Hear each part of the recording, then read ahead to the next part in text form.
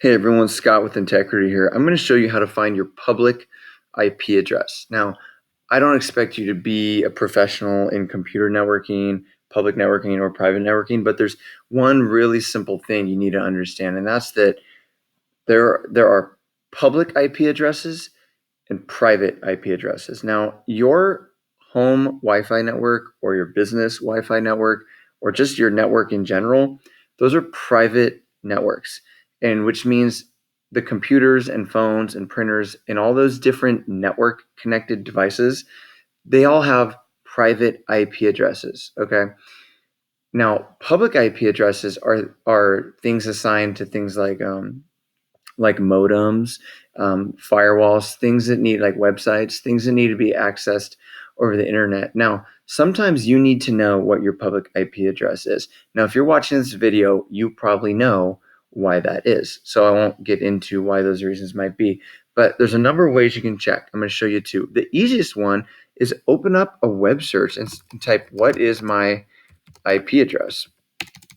And you're going to get this like long, crazy number. Okay, that's not what I want. That's what's called an IPv6 address, and that is almost definitely not what you are looking for. You're looking for an IPv4 address.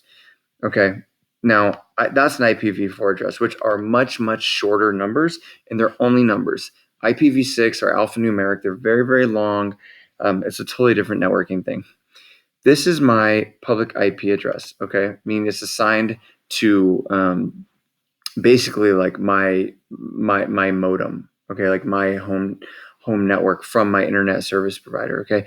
That number, that's a unique number in the entire world, and it is only given to me right now. Now that's my public IP. If you do this search, from any computer or phone on your home network, it's going to say that that's your IP address, okay. Every computer, it doesn't matter that they're different computers and they actually all have a different private IP. Basically, the internet just sees one IP address. It sees your public IP. I won't get into like network address translation and all that stuff, but that's your IP address. Now, another way to find it is log into your router, okay? This is a little bit more, it's not power user stuff, but it's definitely more advanced. So find the IP of your router. If you don't know, ask somebody or me, I'll tell you how to find it. Log into your router. You also need to remember the password for your router, and I think I do. All right, there we go.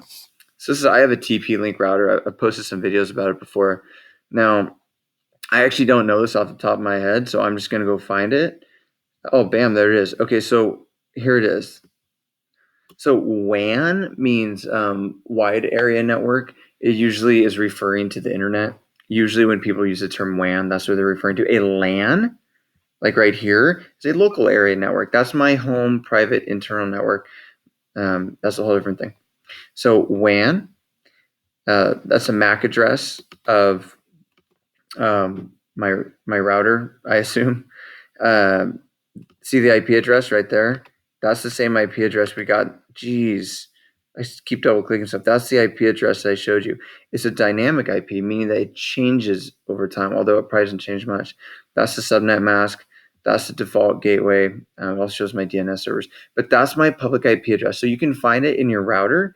You can also release it, which basically gives it back to the internet service provider and says, hey, give it, and then you click renew, and it gives it back to you, or it gets a different one. That's all there is to it. Like I said, you may need to know this if you're trying to gain access to your network remotely, but I won't complicate it with all that stuff. That's how you do it. It's pretty easy. And again, you're going to want to find an IPv4 IP address almost certainly. So if you get an IPv6 address, just do a search with like a different website until you get a more simple number. That's only a number separated by by three periods, like you had seen right here, like dot dot dot, and that's really all there's to it.